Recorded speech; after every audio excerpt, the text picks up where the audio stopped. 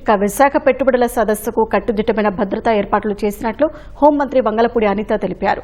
సుమారు 3,500 మంది పోలీసులతో పటిష్ట భద్రత చేపట్టామని, సదస్సుకు వచ్చే ప్రతి వీఐపీని విమానాశ్రయంలో దిగిన దగ్గర నుంచి తిరిగి వారి గమ్యస్థానానికి చేరే వరకు రక్షణ బాధ్యత తామే తీసుకున్నామని వెల్లడించారు. భద్రత విషయంలో ఆంధ్రప్రదేశ్ ప్రభుత్వం ఎక్కడ రాజీ పడే పరిస్థితి లేదన్నారు. ఢిల్లీ పేలుళ్ల దృష్ట్యా రాష్ట్రమంతటా పూర్తి అప్రమత్తత కొనసాగుతోందన్న హోంమంత్రి తీవ్రవాదంతో పాటు రాజకీయ ఉగ్రవాదంపైన ప్రభుత్వం సీరియస్ గా ఉన్నట్లు స్పష్టం చేశారు. భాగస్వామ్య సదస్సుపై జగన్ బ్యాచ్ చేసే విష ప్రచారాన్ని ఉపేక్షించేది లేదన్నారు. ఒకప్పుడు వలసలు వెళ్లే ప్రాంతంగా పేరున్న ఉత్తరాంధ్రకు ఇప్పుడు అంతా వలస వచ్చే ప్రాంతంగా అభివృద్ధి చెందుతోందంటున్న హోంమంత్రి అనితతో ప్రత్యేక ముఖాముఖి ఇప్పుడు చూద్దాం.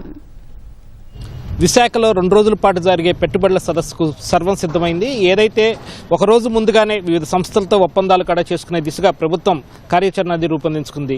మరి ఇంత ప్రతిష్టాత్మకంగా నిర్వహిస్తున్న సదస్సుకు అటు భద్రతా పరంగా అలాగే ఇటు ప్రభుత్వ పరంగా ఎలాంటి చర్యలు తీసుకున్నారు ఏంటి అని వెల్లడించేందుకు మనతో హోంమంత్రి అనిత ఉన్నారు. ఆవిడని అడిగి మరిన్ని వివరాలు తెలుసుకుందాం. ఇప్పుడు ఇన్వెస్ట్మెంట్ సమ్మిట్ ఇంచుమించుగా ఇప్పటి నుంచో మనం అనౌన్స్ చేసుకొని డేట్స్ కూడా ఇచ్చుకొని వివిధ దేశాల నుంచి ఈరోజు చాలా ఆశతో, ఒక రకంగా చెప్పాలంటే నమ్మకంతో ఈరోజు చాలామంది ఇన్వెస్ట్మెంట్ మీట్కి ఇక్కడికి రావటం మనకందరికీ కూడా తెలుసు.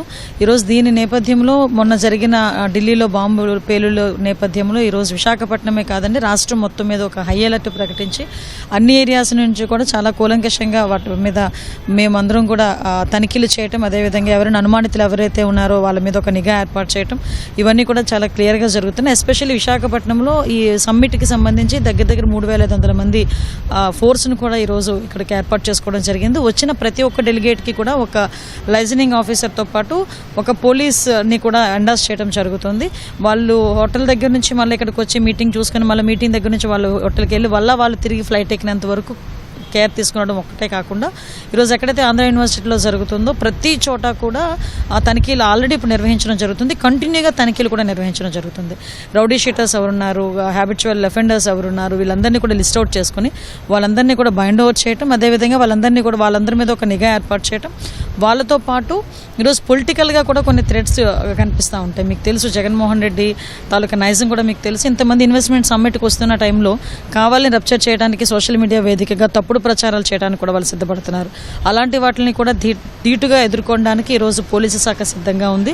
ఈరోజు ఒకటి మాత్రం నేను క్లియర్గా చెప్పగలనండి, ఈ రాష్ట్రంలోని శాంతి భద్రతల విషయంలో రాజీ లేని పోరాటం చేస్తున్నాం, రాజీ లేకుండా పనిచేస్తున్నాం కాబట్టి ఇన్వెస్టర్స్ కూడా ఇక్కడికి రావడానికి సిద్ధపడుతున్నారు. చంద్రబాబు నాయుడు గారు వస్తే పెట్టుబడి పెట్టడానికి మీ రాష్ట్రానికి వస్తున్నాము అంటే పెట్టుబడి ఎంత పెడతారు అన్నది వాళ్ళు చెప్తే మాకు ఎన్ని ఉద్యోగాలు ఇస్తారు అన్నది బాబు గారు మాట్లాడి, సీఎం గారు కానీ లోకేష్ గారు కానీ మాట్లాడే మాట ఉంటుంది.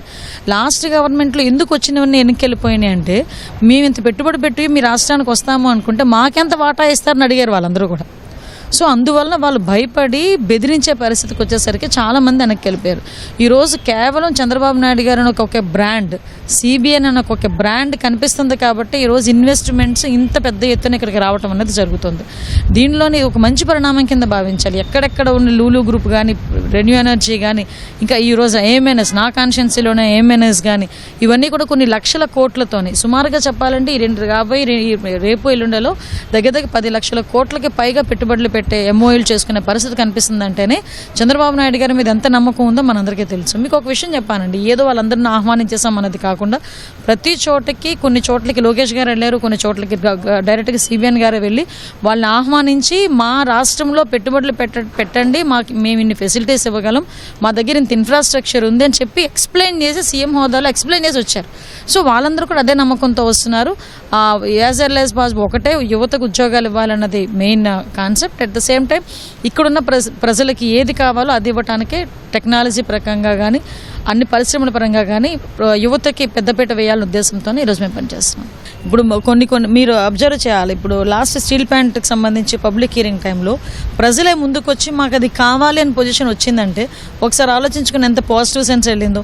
సేమ్ యాజ్ టీజ్గా మేము కూడా ఎక్స్ప్లెయిన్ చేస్తున్నాం.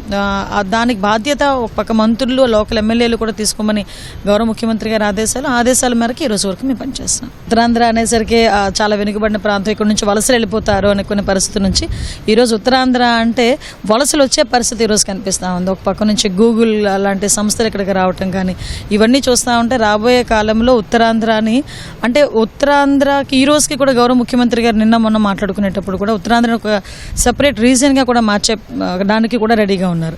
సో వీటన్నిటి నేపథ్యంలో ఉత్తరాంధ్ర కాదండి ఆంధ్రప్రదేశ్ వరల్డ్లో నెంబర్ 1 స్థానంలో ఉండటానికి ఈ రేపు 2 రోజులు జరిగిపోయే సమ్మిట్ ఒక వేదిక కానుందని మాత్రం నేను చెప్పగలను. Thank you. ఇది విశాఖ పెట్టుబడుల సదస్సుకు సంబంధించి హోంమంత్రి అనిత స్పందన. కెమెరా పర్సన్ ఎంఎస్ఎన్తో VSN Krishna, ETV news, Visakha నుంచి.